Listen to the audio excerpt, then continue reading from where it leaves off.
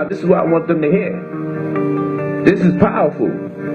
They follow a God. We can't do our conference because people are dying. So that means people are dying on God's watch. So, why should I believe in him? When is God going to save our people? See, I can't be believing in no crazy shit like that because they've been selling this to us for years. So, they made me atheist. Hebrew Israelites made me atheist. Christians made me an atheist. Muslims made me an atheist because they sold me on a half-truth. That's what they did. They sold me on a half-truth. And the more they perpetuate this half-truth, the more unconvincing the story becomes. So there's an all-knowing God who, for whatever reason, hasn't decided, after the 1200 years from the trans-Saharan slave trade, after the 400 plus years of the European enslavement, near 2 millenniums, we had to undergo incapacitated. And still they believe in this God. And for some reason, they make excuses for why God suggests to us that we must endure during these hard times that they profess that we're living in to this day. Why do you or anyone else believe in God at this point? It's a lie. It's obviously a lie. Unless you're telling me someone who cared that much about my race doesn't think 1600 years is enough of oppression. What, we got to do 1 more year?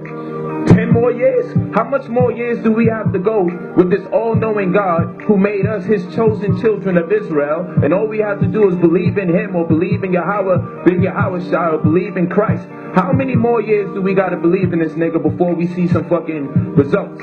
See, that's why I'm an atheist. I have to be then. It's someone who doesn't believe in God or gods. You say anything outside of that, I want to see the definition so I can be clear to stand on it. But I have to be an atheist at this particular point because God has not delivered. And if I told you that you can come to my school, and when you come to my school, what's going to happen is you can get a degree. And when you get that degree, you can get a job. And now what happens when you make the sacrifice and you stay in a school system for 4 to 7 years?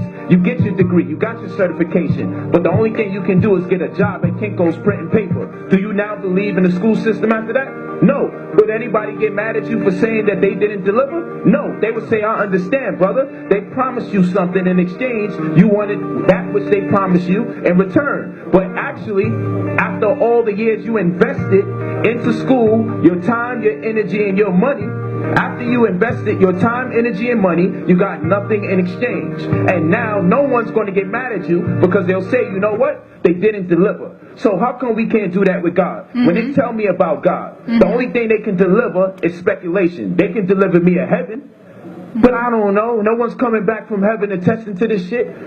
But hey, albeit for me to be a pessimist, show me something that God has given us in return for the belief in him. Show me. You can't show me 10 people who want to believe that God is down with them, because 10 years from now when they feel the religion is faulty, they'll be in another religion. So let's be for real. Show me an absolute where we know once I start believing in God, because the same Negroes getting at me saying Polight don't believe in God, they are in different organizations, not the same organization. Why did they God do that? Well, how am I supposed to believe in God and the Negroes propagating knowledge about God can't even remain organized? How come they are in different factions trying to give you the impression that something good is going on, where if it was that good, they would be under the same umbrella. They would not be in different factions or different sects. If they was reading from a book other than the Bible, I wouldn't mind if they had different organizations. But if they're all reading the same book made by the man that made the sun, moon, and the stars, how can they impress upon my mind that I need to subscribe to that one God with the multiple factions? How does that make sense? All of them are actually atheists if you ask me. They can't possibly believe in God, because if they believed in God, they would be in one order, on one accord. If they believed in God, they'd be in under one umbrella in one organization. All of them are atheists. If anybody is more spiritual, it's everybody else who has come to the conclusion that God doesn't exist, because a big part of spirituality is common sense. And once you lose common sense, you lose sense of spirituality.